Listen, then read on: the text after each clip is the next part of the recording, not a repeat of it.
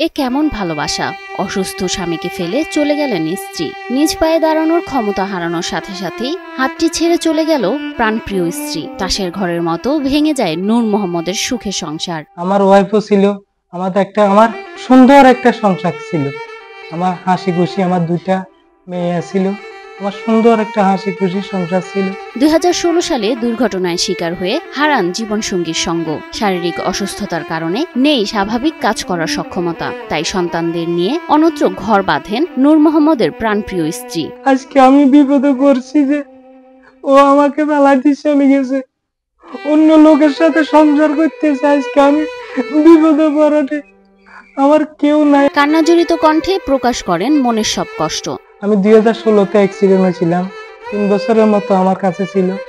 এরপরের থেকে আমার এই কষ্ট, আমার এমন পরিস্থিতি হয়েছে, আজকে আমার জায়গা যদি এ হইতো, এর কোন পরিস্থিতি করতো, আমি কি এর পাওয়া দিতাম? চট্টগ্রামের মিরসরাই উপজেলার জামালপুর গ্রামের পিকআপ ড্রাইভার নূর মোহাম্মদ একটি দুর্ঘটনায় কোমরের মেরুদণ্ডের হাড় ভেঙে যাওয়ার পর অবশ হয়ে যায় কোমরের নিচের অংশ। এরপরেই নাটকের মতো বদলে গেছে তার জীবন। আল্লাহর কুদরতি খেলা এটা, আল্লাহ যাহা করে ভালোর জন্য করে। আমার গাড়িতে ছিল মাছ লোড, ডাম লোড। হাঁড়িতে নেই ভাত, উনুনে পড়ে আছে 2 দিন আগে রান্না করা নষ্ট ডালের তরকারি। অর্থের অভাবে করাতে পারছেন না নিজের চিকিৎসা। এক বেলা খাই, আজকে কিছু করি না, ভাত পাকাই না।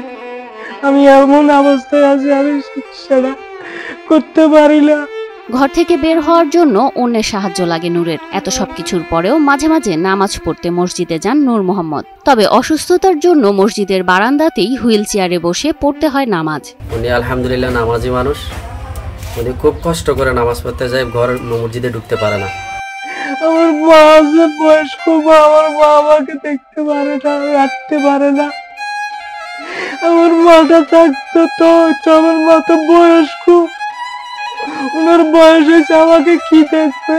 বর্তমানে বিছানায় শুয়ে মৃত্যুর প্রহর গোনা ছাড়া যেন আর কোনো উপায় নেই নিঃসঙ্গ অসহায় নূর মোহাম্মদের।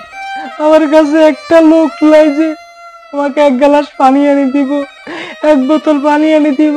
নূরের প্রতিবেশীদের অনেকেই তাকে সাহায্য করেন। তাদের দয়ায় এখন জীবন ধারণ করছেন নূর মোহাম্মদ। আর ওই মনে কর পরিবার নাই, রান্না বাই চলেন না, খাবার চলেন না, কি মানে ফাটাপ করব কোনো নাই।